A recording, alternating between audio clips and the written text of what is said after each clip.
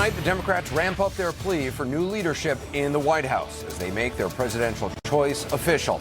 Joe Biden is about to be formally nominated to challenge President Trump. Jill Biden is the convention headliner tonight. We're told she'll discuss in very personal terms what she believes are the values her husband would bring to the presidency.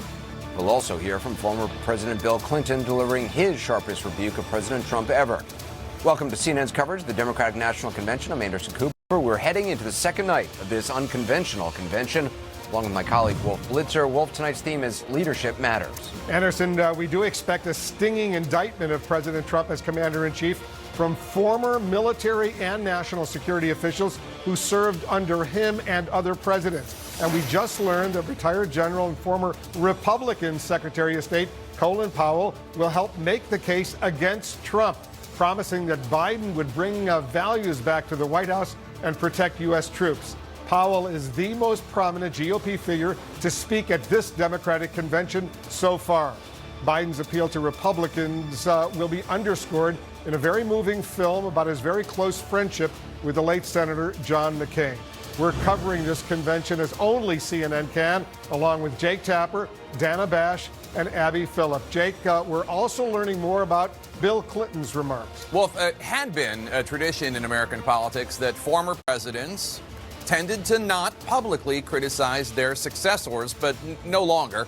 The president whose campaign mantra was, "It's the economy, stupid," Bill Clinton will take direct aim at one of President Trump's main arguments for re-election. Clinton will reject the Trump claim that he has been good for the nation's economy.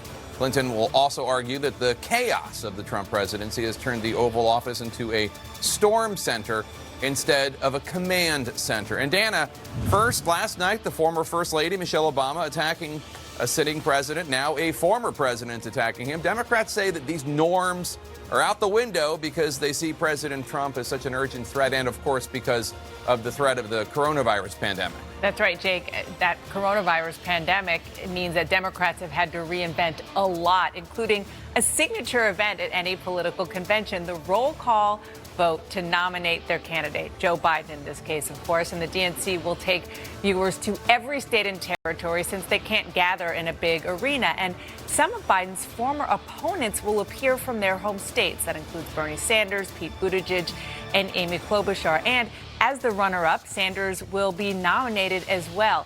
He chose Congresswoman Alexandria Ocasio-Cortez to give his nominating speech. She is, of course, wildly popular among progressives. She has said she will vote for Joe Biden, but hasn't explicitly endorsed him. And that is a reminder that despite the attempt we're going to see to put party unity on display, there are still challenges. And Abby, there is another convention tradition that is going to have a new look tonight.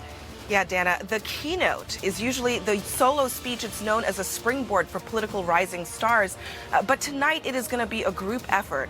Former Georgia gubernatorial candidate Stacey Abrams is going to join up with 16 other up-and-coming Democrats. It's sort of a keynote mashup, and the Democrats say it will offer a diversity of ideas. And as Joe Biden likes to say, he is the bridge to that next generation of leaders. We're going to see some of that tonight. Anderson?